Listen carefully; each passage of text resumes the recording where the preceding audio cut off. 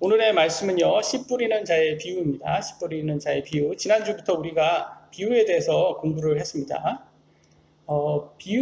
우리가 히브리서 11장 그러면요, 뭐라고 여러분 뭐라고 생각이 되세요? 히브리서 11장 그러면 믿음의 장 이렇게 바로 나오게 됩니다. 그런 것처럼 마태복음 13장 그러면 무슨 장이다? 그러면 비유의 장이라고 생각이 돼요. 그래서 왜냐면 마태복음 13장의 비유가 상당히 많이 나옵니다. 7가지 비유가 나와요. 첫 번째 4가지 비유는요, 일반 대중들에게 하는 비유였고, 나머지 3가지 비유는 예수님께서 제자에게 했던 비유였어요. 그 중에 첫 번째 오늘 씨 뿌리는 자에 대해 비유에 대해서 우리가 함께 볼 건데요. 본문의 말씀이 깁니다. 천천히 우리가 같이 읽겠습니다. 같이 읽겠습니다. 마태복음 13장 1절로 9절입니다. 시작. 같은 날 예수님께서 그 집에서 나가사 바닷가에 앉으시니 큰 무리들이 그분께로 함께 모여 들므로 그분께서는 배에 들어가 앉으시고 온 무리는 해변에 서 있더라.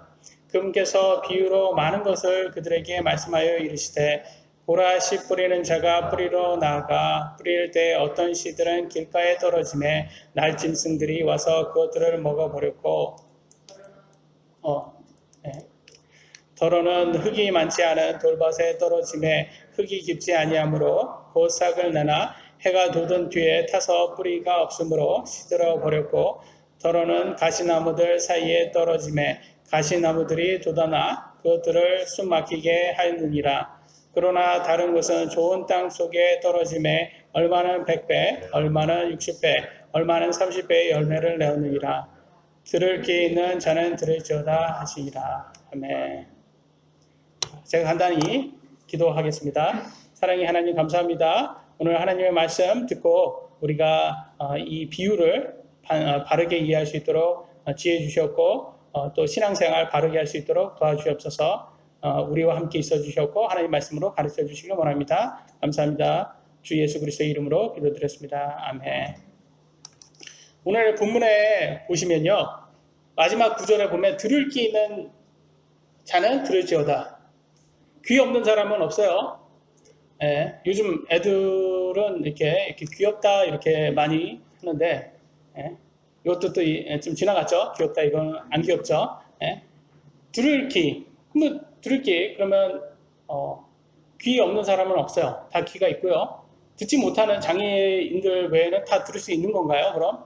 근데 여기에서 말하는 들을 귀 있는 자는 들을지어다라고 하는 말은요, 예수님께서 성경에 7번 말씀하셨어요. 이 똑같은 말을, 이 표현을. 근데 하실 때마다 되게 중요한 말씀을 하셨어요. 그 말은 뭐냐? 지금 내가 중요한 말 하니까 잘 들어. 이 뜻이에요.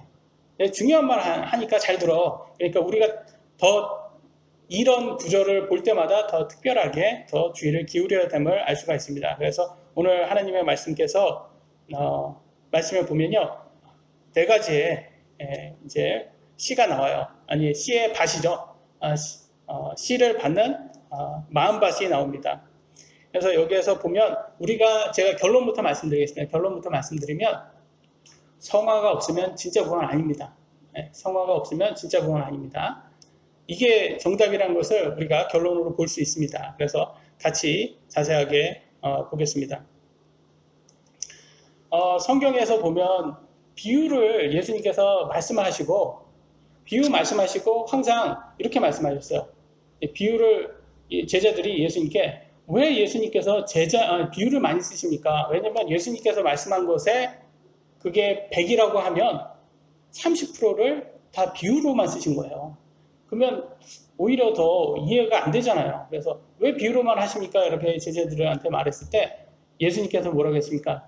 쟤네들은 들어도 듣지 못하고 깨닫지 못하니까 쟤네들 회개하지 못하도록 내가 비유로 한다 이렇게 말씀하세요. 그 말은 뭐예요? 저주인 거예요. 이게 저주. 그러니까 오히려 비유가 이게 참 듣고 깨닫는 사람한테는 복이 되지만 비유가 깨닫지 못하는 사람들은 이게 저주가 된다. 그래서 참 이게 안타까운 거예요. 근데 이 저주가 누구를 위해서 했냐? 누구를 위해서 한 것 같아요? 이게 이스라엘 백성들에게 한 거예요. 왜냐면 이스라엘 백성들이 깨닫지 못한 거예요. 이스라엘 백성은 하나님의 백성이잖아요. 가장 중요한 건 하나님의 말씀을 이스라엘 백성한테 맡겼어요. 근데 이 백성이 그 말씀을 가지고 잘 하다가 신앙생활 잘 하다가 중간에 진짜 메시아가 왔는데 이 메시아를 보고 깨닫지 못한 거야. 가장 중요한 것을 깨닫지 못하니까 예수님께서 이렇게 말씀하십니다. 마태복음 13장 15절에 이렇게 나옵니다. 이 백성의 마음은 무뎌지고 이스라엘 백성을 말합니다. 그들의 귀는 듣기에 둔하며 그들은 눈을 감았나니 이것은 언제라도 그들이 눈으로 보고 귀로 듣고 마음으로 깨달아 회심하여 내게 고침을 받지 못하게 하려 함이라 하느니라. 저주죠. 저주예요, 이게. 왜냐하면 이스라엘 백성들에게 가장 귀한 하나님의 말씀을 주었는데 이 이스라엘 백성들이 그걸 받고 나서 이 메시아, 정말 말씀이거든요. 우리 예수님이 말씀이잖아요. 근데 예수님을 깨닫지 못한 거예요. 그러니까 들어도 깨닫지 못하니까 너네는 이제 회심하지 못해, 고침받지 못해, 이렇게 저주의 말씀을 하십니다. 근데 그 이유가 있어요. 참 여기에서 아주 사도 바울이요, 신비, 미스테리잖아요. 진짜 신비 그러면 우리가 누구나 다 알고자 하는 아주 신비의 말씀을 사도 바울이 해줍니다. 근데 그 신비의 말씀이, 그러면 왜 그들이 하나님께서 그 저주를 했는지, 그들이 왜 예수님을 깨닫지 못하게 됐는지, 그들이 깨닫지 못했기 때문에 그로 인해서 우리에게, 이방인인 우리들에게 어떤 혜택이 주어지는지를 말씀을 해주고 있어요. 좀 약간 깊은 내용이지만 우리가 같이 한번 보도록 하겠습니다. 로마서 11장 25절과 30절로 36절입니다. 제가 읽고 조금씩 설명하겠습니다. 25절입니다. 형제들아, 너희가 스스로 지혜로운 것으로 여기지 않게 하기 위하여 이 신비에 대해 너희가 모르기를 내가 원치 아니하노니, 그러니까 이렇게 말하고 있어요. 너네 교만하지 않기 위해서 내가 이 신비를 알려줄게 입니다. 그것은 곧 이방인들의 충만함이 이를 때까지 일부가 눈머는 일이 이스라엘에게 생긴다는 것이라. 이방인들이 충만함이 이를 때까지 이스라엘 사람들은요, 예수님을 모르게 된다는 거예요. 왜냐면 그들이 들어도 듣지 못하고 깨닫지 못했기 때문에 아예 그만 내가 비유를 써서 얘네들은 아예 그냥 눈멀게 만들어 버리겠어, 이렇게 얘기를 하셨어요. 근데 이방인의 충만함이 있다고 해요. 이방인의 충만함은 이거는 우리는 알 수는 없지만 하나님께서 하나님의 왕국에서 들어올 수 있는 숫자라든지 그걸 제한을 주셨나 봐요. 이 충만함이라는 것은 내가 일정한 양을 내가 정해놓으니까 그 충만함에 차면 내가 여기서 문을 닫겠어, 이렇게 하나님께서 말씀을 하셨어요. 그래서 그 충만함이, 그러니까 이 숫자는 우리는 알 수 없어요. 그 숫자는 알 수 없지만, 근데 거기에서 제한이 있다는 것을 우리가 깨달을 수 있는 거예요. 추측할 수 있는 거예요. 아, 이방인이라고 다 천국에 갈 수 있는 건 아니구나. 이방인이지만 지금은 열려있는 그 기회 안에만 들어야지만 우리가 천국에 갈 수 있다는 걸 깨달을 수 있어요. 30절 보겠습니다. 너희가 지나간 때에는, 너희는 누구예요? 이방인이죠. 지금 로마서예요. 이방인들에게 얘기하는 거예요. 야, 이방인들아, 지나간 때에는, 옛날 과거에는 하나님을 믿지 아니하였으나, 너네 예수님 믿지 않았잖아, 하나님 믿지 않았잖아. 이제는 그들이 믿지 아니함을 통해서, 이제는 이스라엘 사람들이 믿지 아니하니까 긍휼을 얻었나니, 너네가 이제 구원을 받을 기회가 이제 너네에게 주어져서 31절, 이와 같이 이 사람들 또한, 이스라엘 백성들 또한 이제 믿지 아니한 것은 너희가 얻은 긍휼을 통하여 그들도 긍휼을 얻게 하려 함이라. 뭐냐? 이방인들이 충만함이 되잖아요. 그 다음에는 누구에게 다시 기회가 돌아간다는 거예요? 이스라엘에게 돌아간다는 거야.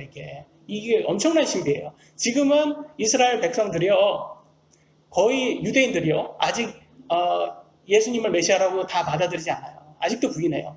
왜? 부분적으로 눈을 멀었고 이방인들이 충만함이 아직 이르지 않은 거야. 근데 우리들의 충만함이 이르잖아요. 그러면 이제 그때가 우리는 7년의 환난 시작이라고 봐요.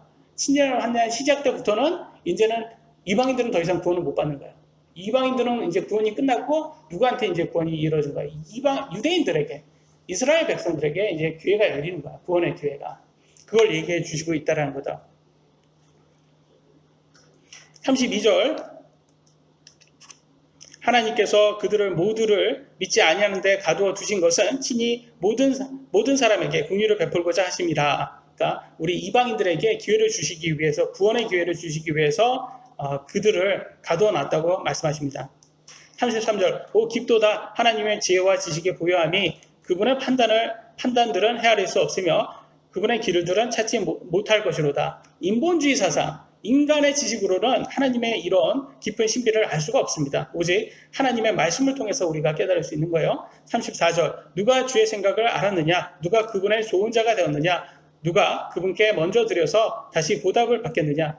이걸 통해서도 우리가 행위 구원은 안 된다는 걸 알 수 있어요. 우리의 행위로는 구원받을 수 없습니다. 하나님의 긍휼, 은혜로만 우리가 구원을 받을 수 있다는 것을 알 수 있습니다. 36절 모든 것이 그분에게서 나오고 그분으로 말미암으며 그분께로 돌아가나니 영광이 그분께 영원토록 있기를 원하노라. 아멘. 나왔어요. 이 구원은요 하나님께서 주신 거예요. 사실 그잖아요. 우리가 한국에 태어난 거 여러분이 선택한 거 아니잖아요.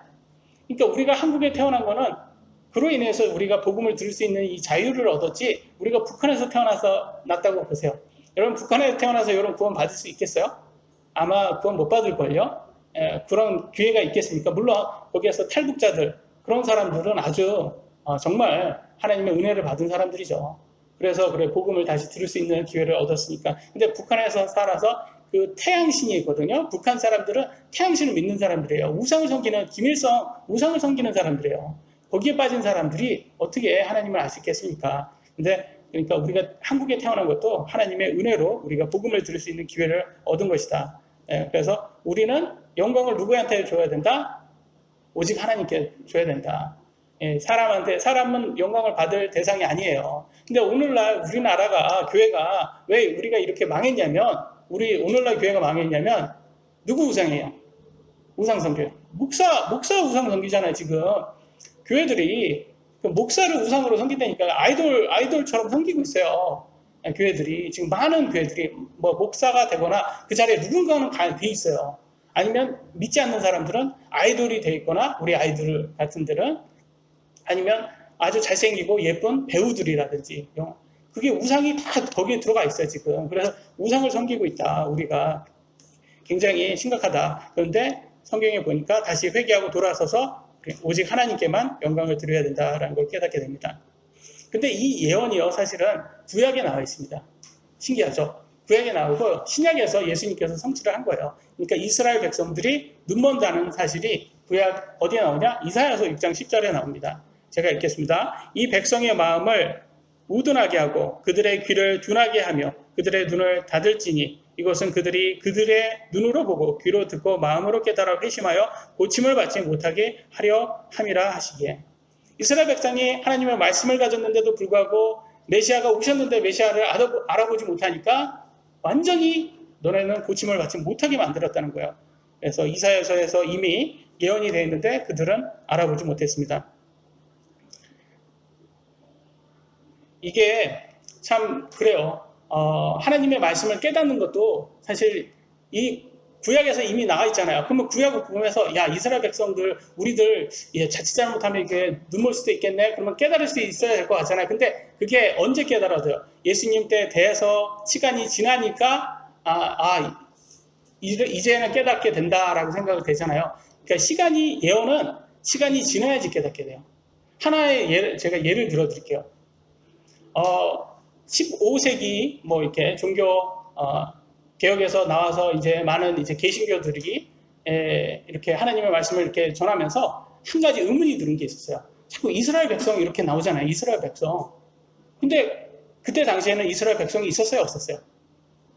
없었어요. 이스라엘 나라는요, 1948년도에 다시 나오게 된 거야. 2000년 동안 나라 없이 살았어요, 백성이. 그러니까 그때 당시에는 이스라엘 백성이 이제 어디 있어? 이스라엘 백성 없어졌어. 전 세계에 다 흩어져서 이제 다 뭐 누가 이스라엘 백성인지 몰라 이런 거예요. 그래서 대체 신학이 나왔어요. 대체 신학이 뭐냐? 이스라엘 백성이 이제 없으니까 거기에 교회가 들어가. 그래서 이스라엘 백성이라는 그 부분에 다 교회를 집어넣어서 그렇게 가르쳤단 말이에요. 근데 5세기가 지나서 1948년에 이스라엘 백성이 딱 나오니까 진짜 나오니까 이게 말도 안 된다. 이게 말이 돼? 이게 사람이 할 수 있는 일이야? 그래서 딱 나오니까 진짜 하나님 말씀이 맞는 거예요. 그러니까 이스라엘 백성이 진짜 이스라엘 백성이지 거기에 교회 집어넣으면 안 된다는 걸 깨달은 거예요. 우리 교회는 이방인이잖아요. 그래서 유대인의 교회가 있고요. 이스라엘의 교회가 있고요. 이방인의 교회가 있는 거예요. 그래서 나중에 우리가 요한계시록에 가면 신부가 교회잖아요. 신부가 교회고 우리 새신랑이 예수님이잖아요. 그래서 이제 우리가 만나서 이제 혼인 잔치를 하잖아요. 그때 만나는 교회는 어떤 교회예요? 이스라엘 교회와 이방인의 교회가 하나가 되는 거예요. 그래서 그 교회가 이제 신부가 되는 거예요.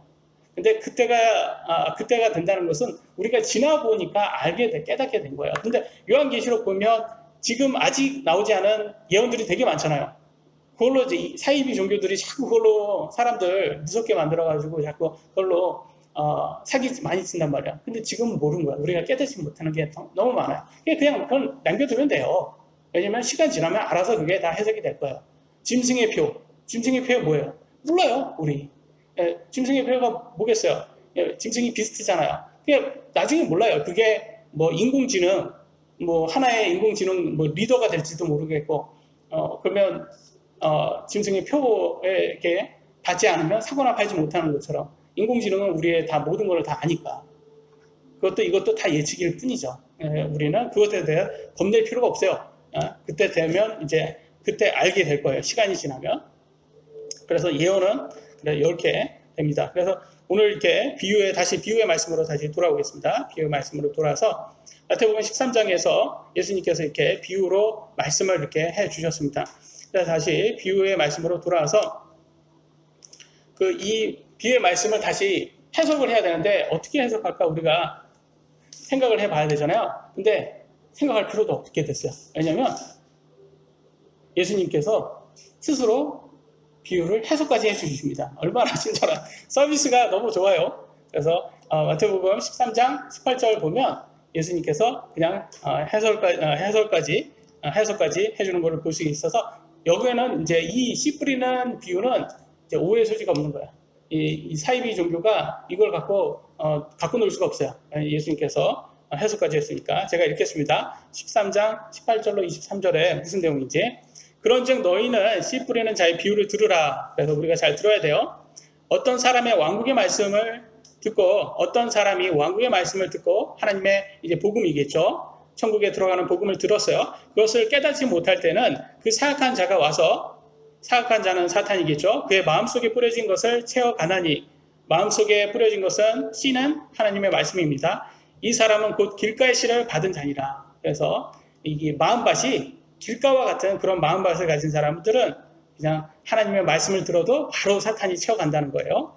20절. 그러나 돌밭 속에 씨를 받은 자, 그 자는 말씀을 듣고 즉시 기쁨으로 그것을 받아들이나. 돌밭에 마음을 받고 있어도 여러분 우리가 보기에는 구원을 받은 거예요. 그잖아요. 여기 기쁨을 받아들이잖아요. 그러니까 우리가 보기에는 저 사람 구원받았다 이렇게 생각이 돼요. 근데 그 끝을 보니까 아닌 것을 알 수 있어요.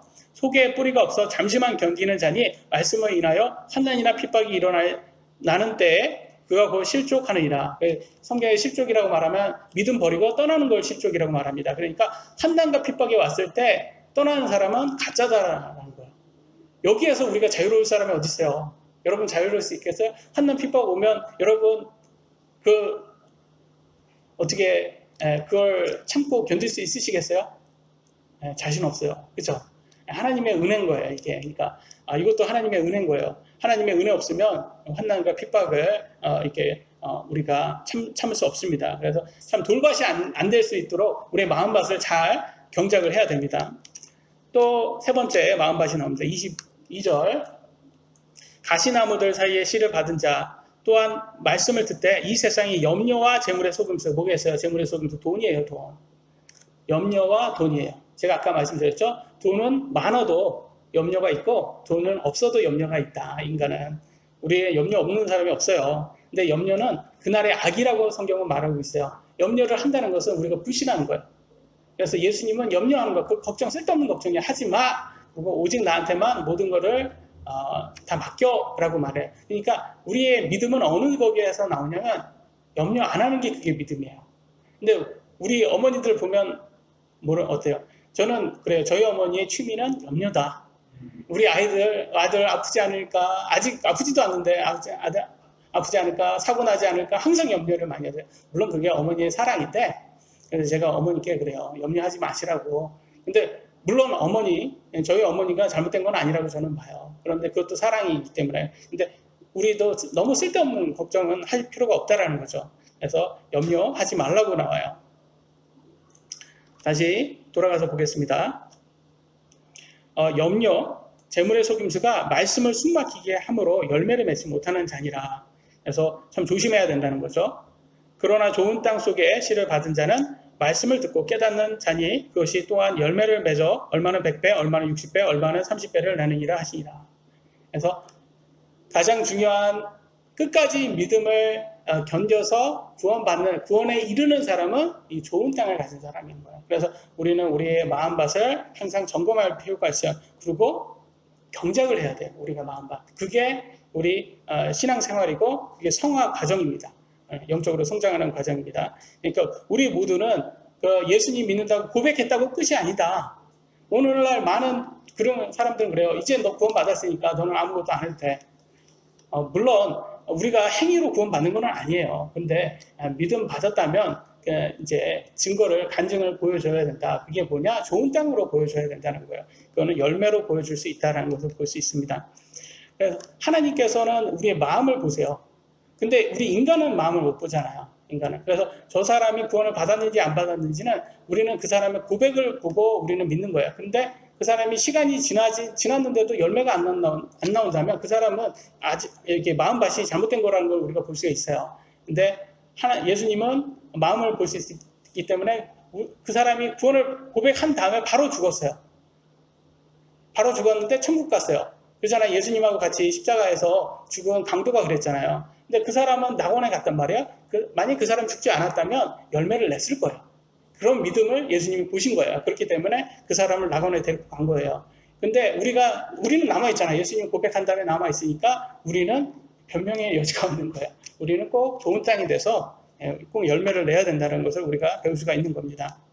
그래서 여러분이나 저나 항상 가장 중요한 것은 우리가 구원받았다고 끝이 아니라 우리 간증을 심각하게 고려를 해야 된다. 간증에 대해 관심을 많이 가져야 된다라고 우리는 봐야 됩니다.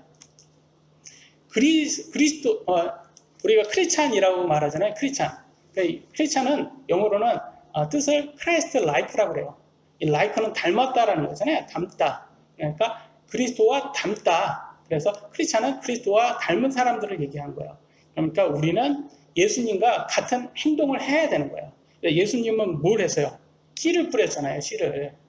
계속 씨를 뿌렸어요. 3년 반 동안 사역 중에서 하신 게 계속 씨를 뿌린 거예요. 하나님의 말씀을 뿌린 것을 했단 말이에요. 그러니까 우리들도 주위 사람들에게 항상 하나님의 말씀을 뿌리는 사역을 해야 되는 거예요.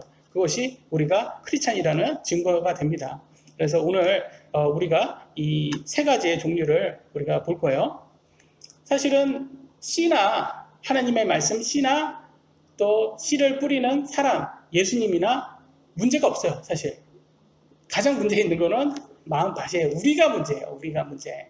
그렇잖아요. 우리가 길가나 돌밭이나 가시나무 사이에 있는 그런 밭을 갖고 있기 때문에 우리가 열매가 안 나오는 것이, 그러니까 우리 자신을 다시 한번 점검해야지 이 두 가지 씨나 씨를 뿌리는 것은 문제가 없다는 것을 우리가 알 수 있습니다. 그래서 간단하게 씨와 씨를 뿌리는 자에 대해서 우리가 볼 거고 더 자세하게 마음밭에 대해서 우리가 점검해 보도록 하겠습니다. 먼저 씨입니다. 씨.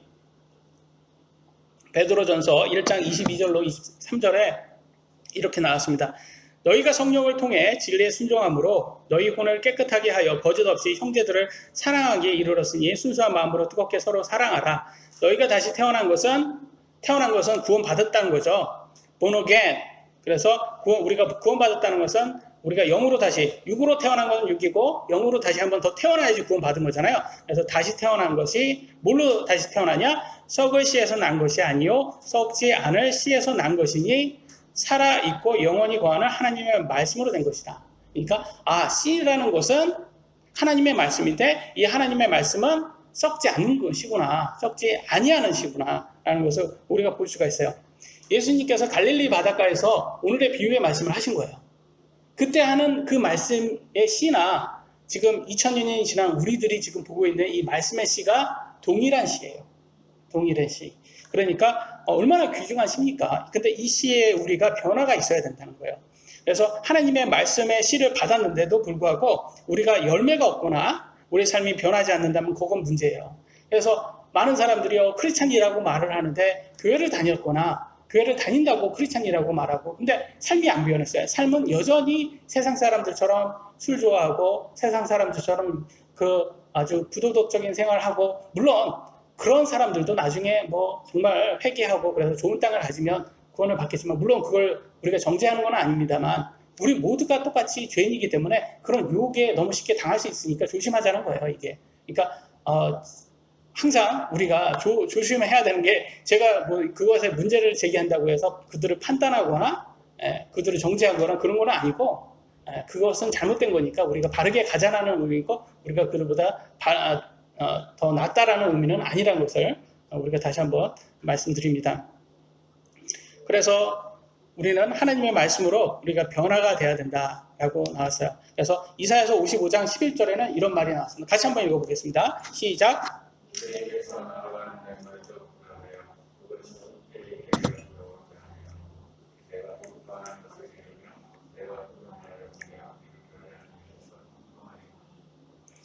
그래서 내 입에서 나가는 내 말도, 하나님께서 나오는 하나님의 말은 헛되이 돌아오지 않는다는 거예요. 그래서 우리가 꼭 하나님의 말씀이 꼭 열매가 되어야 된다는 것을 깨달을 수 있도록 하나님께서 도와주시길 원합니다. 두 번째, 우리는 씨를 뿌리는 자에 대해서 다시 한번 확인을 볼 필요가 있습니다. 시편 126편 6절에 이렇게 나왔습니다. 귀중한 씨를 가지고 나아가 우는 자는 반드시 기뻐하며 자기의 곡식 단들을 가지고 돌아오리로다. 귀중한 씨, 하나님의 말씀은 아주 귀중한 씨입니다. 근데 그걸 가지고 이제 우는 자의 마음은 어떤 마음일까요? 정말 주위 사람들을 정말 사랑하는 사람의 마음이 아닌가 싶어요. 정말 그들의 영혼을 구원하고자 하는 그런 마음이 아닌 것 같아요.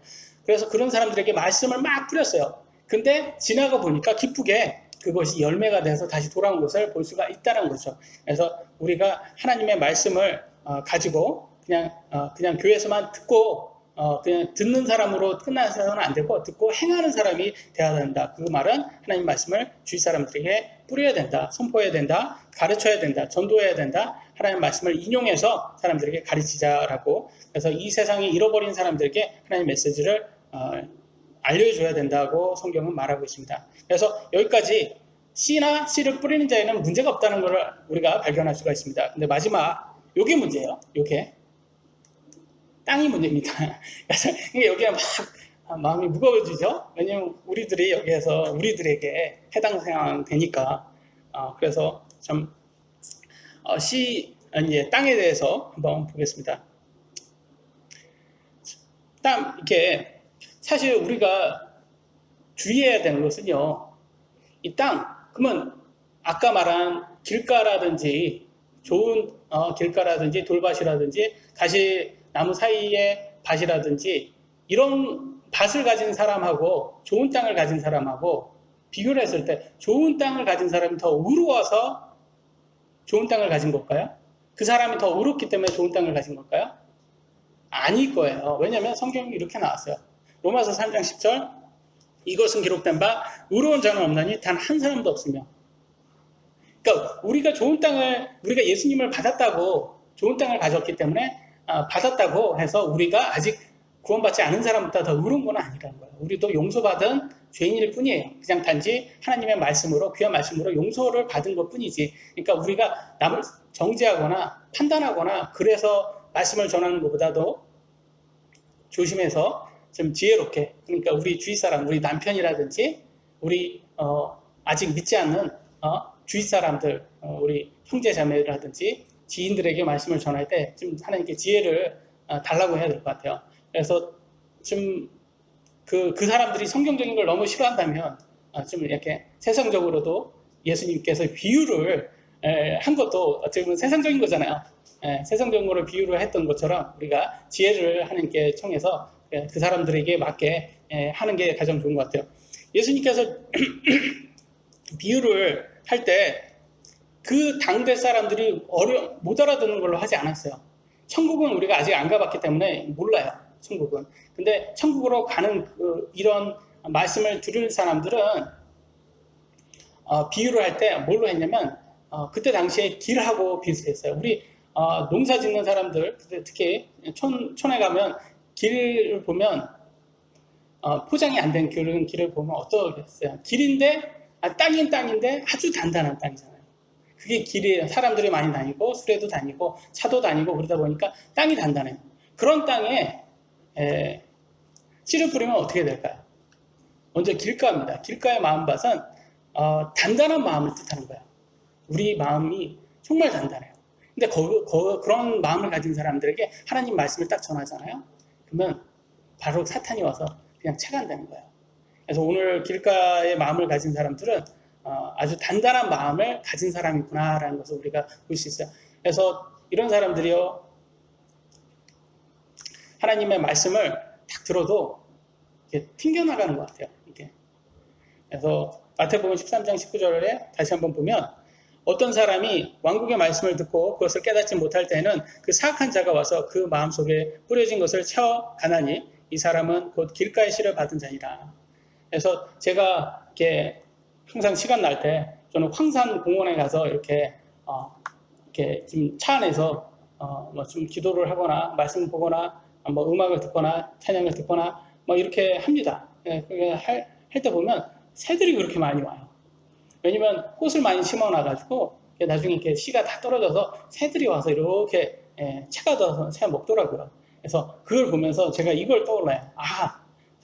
저렇게 사탄이 와서 하나님 말씀을 이렇게 채가는구나. 그게 마음이 단단한 사람. 그래서 영어로는 hardened heart이라고 하잖아요. hardened heart. 아주 마음이 너무 단단해서 깰 수가 없는 거예요.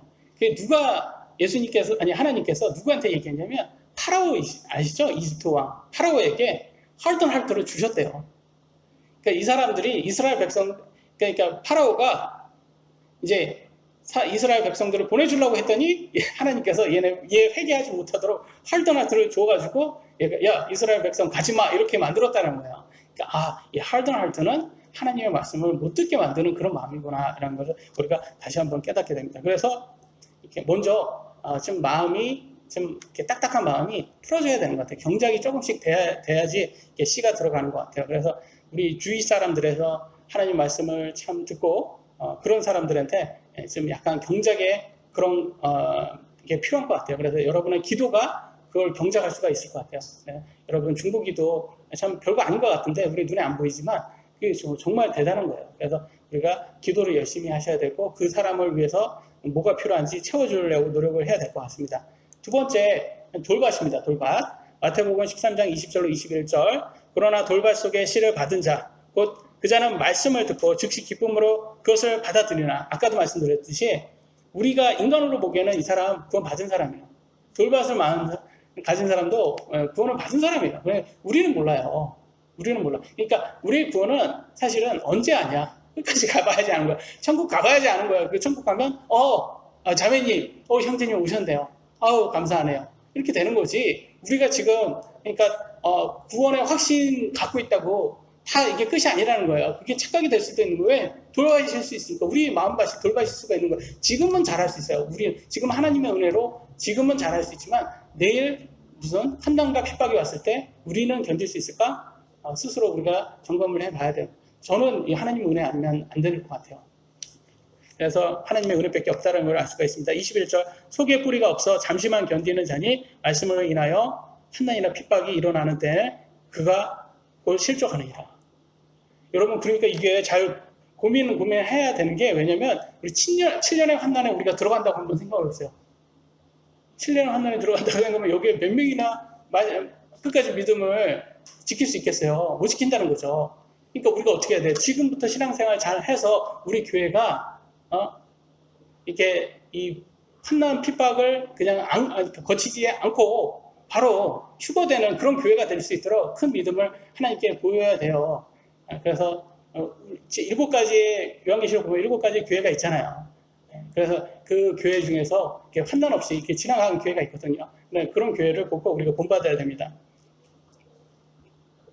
그래서 이렇게 돌밭 같은 사람들은 이제 환난이나 핍박. 그래서 주위에서 보면 이렇게 교회에 나와서 하나님 말씀 듣고 참 신앙생활 좀 하시다가 주위 가족들이 막 이렇게 남편이라든지 믿지 않는 남편이라든지 시어머니라든지 이렇게 그래가지고 막 이렇게 하니까 환난의 핍박이 오잖아요. 그래서 신앙생활 나하고 안 맞아. 그래서 떠나시는 분들이 있어요. 이런 분들이 돌밭에 포함이 되겠죠. 참 안타까워요. 그런 분들 보시면 우리가 다시 또 그들을 위해서 기도를 해서 다시 돌아오게 해야 됩니다. 세 번째 보면 가시나무 사이에 가십니다. 마태복음 13장 22절입니다. 가시나무들 사이에 씨를 받은 자 또한 말씀을 듣되 이 세상의 염려와 재물의 속임수가 말씀을 숨막히게 함으로 열매를 맺지 못하는 자이다. 염려와 재물의 속임수가 뭐죠? 돈이죠. 사실 여러분 환난과 핍박이 더 우리를 못 믿게 만들 것 같은데 아니라는 거예요. 성경은 우리를 더 못 믿게 만드는 것은 환난과 핍박보다 더 힘든 게 있어요. 뭐예요? 돈이에요. 돈. 그 다음에 염려예요. 걱정이에요. 지금 코로나 때문에 우리가 염려가 가득해요. 이것도 어떻게 보면 염려 때문에 우리가 신앙생활, 믿음 생활 이게 힘들게 만든다니까 이게. 그 다음에 이 돈이라는 거야. 그러니까 돈이라는 것은 이게 심각해요 이게. 왜냐면 돈 안 좋아하는 사람은 없어요. 모든 악의 뿌리는 돈을 사랑함에 있어요. 그래서 믿음에서 떠나게 할 수 있단 말이에요. 그러니까 참 우리가 돈이라는 게 사실 이게 함부로 말 수가 없는 게 왜냐면 우리는 아직 모르겠어요. 저는 아직까지도 그렇게 돈을 많이 이렇게 대형교회 목사님처럼 이게 돈을 많이 이렇게 유혹을 받아본 적이 없는 사람이에요. 그러니까 그런 사람의 입장에서 대형교회 그 목사님이 유혹받은 것을 함부로 말할 수가 없는 거예요. 왜냐면 나는 그런 믿음을 가졌냐. 나는 가시나무 사이에 있는 밭으로서 그렇게 될 수 있는 거예요. 저도. 그러니까 아직 유혹을 받지 못한 우리들은 함부로 말할 수가 없구나라는 생각이 들어요. 그래서 물론 그들을 다 이렇게 그들이 이렇게 쓰러지신 분들 있잖아요. 돈이나 여자 때문에 쓰러지신 그런 목사님 보고 그들을 판단하기보다는 우리도 그 자리에 갔을 때는 조심해야 되겠다라는 것을 지금부터 마음을 다져야 되지 않을까 그런 생각이 듭니다. 그래서 가시나무들 사이에 씨를 받은 자는 이 두 개를 조심하라고 성경은 말을 하고 있습니다. 마지막입니다. 좋은 땅이에요. 마태복음 13장 23절이에요. 그러나 좋은 땅 속에 씨를 받은 자, 말씀을 듣고 깨닫는 자니 그것이 또한 열매를 맺어 얼마는 100배, 얼마는 60배, 얼마는 30배를 내느니라 하시니라. 동일한 구절이요. 마가복음 4장 20절에도 누가복음 8장 15절에도 나와 있는 똑같은 내용입니다. 결과적으로는 뭘 알 수 있어요? 좋은 땅은 열매가 있구나. 그러니까 이거는 참 이게 결과론적으로 보면 똑같아요. 열매가 있다고 구원받은 사람이라고 하면 이게 행위 구원이 돼요. 결과론적으로 보면. 그러니까 잘못된 거야. 결과론은 잘못된 거야. 열매 있다고 다 행위는 아니에요. 왜냐면 가롯 유다도 행위는 있었어요. 여러분 가롯 유다가 그 제자들은요. 같은 제자들은 가롯 유다가 돈가방을 들고 이렇게 돈 쫓는 사람인지 몰랐어요. 예수님만 아셨죠. 그 가롯 유다의 제자들은 예수님께서 가롯 유다한테 너 할 일 해라 이렇게 했을 때 뭐 사라고 시켰구나. 제가 총무니까. 이렇게 생각했단 말이에요. 의심하는 사람이 없었다는 거야. 왜? 행위가 있었기 때문에. 그러니까 아마 가롯 유다도 마귀도 쫓고 다 했을 거예요. 가롯 유다도. 그러니까 의심할 그런 게 전혀 없었어요. 근데 가롯 유다는 알고 보니까 왜요? 가시나무 사이에 그런 맛이죠? 좋은 땅이 아니었던 거예요. 그러니까 결국 돈 때문에 넘어간 거를 우리가 볼 수가 있어요. 그러니까 그게 참 이게 별거 아닌 것 같지만 참 이게 그래서 너무 행위적으로 볼 수는 없어요. 그렇지만 진짜 믿음은 진짜 좋은 땅은 열매는 내는구나 그런 알 수 있어요. 그러니까 우리 모두가 다 조심해야 되고 점검해야 되고 가장 중요한 것은 말씀을 전하려고 하는 그런 마음인 것 같아요. 사실 설교자가 하나님 말씀을 바르게 가르치는 게 상당히 중요합니다. 그죠? 왜냐면 요즘 종교 사기꾼들이 얼마나 많습니까? 하나님 말씀을 이상하게 가르쳐가지고 잘못된 길로 가서 자기도 구덩이에 빠지고 남들도 구덩이에 빠지게 만드는 그런 경우가 많이 있어요.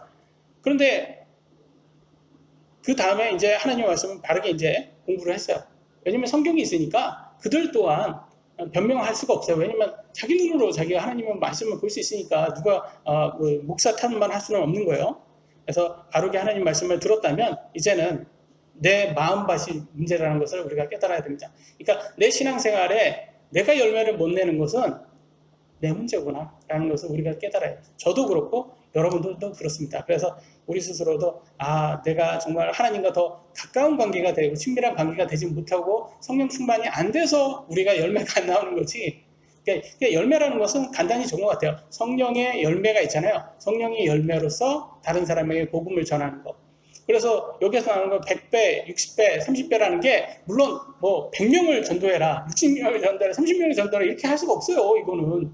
왜냐면 이건 하나의 예시죠. 예시. 그래서 중요한 것은 열매의 유무만 우리가 알면 돼요. 그래서 이걸 성령의 열매로서 주위 사람들에게 여러분 하나님 말씀으로 변화된 그런 삶으로서 간증을 통해서 다른 사람들을 보니까 쟤는 말씀이 진짜인 것 같아. 쟤는 말씀이 살아있는 것 같아. 저 말씀에 뭐가 있구나. 나도 궁금하다. 이렇게 해가지고 성령의 열매를 내가지고 그 사람들을 하나님 말씀으로 관심을 갖게 해주는 것이 좋은 열매를 낼 수 있는 거가 아닌가 싶은 생각이 듭니다. 그래서 가장 중요한 것은 나와 하나님의 관계고 여러분들도 하나님께 구하시길 바랍니다. 하나님께서 꼭 주실 것입니다. 구하시면 오늘 여기까지 하겠습니다. 기도하시겠습니다.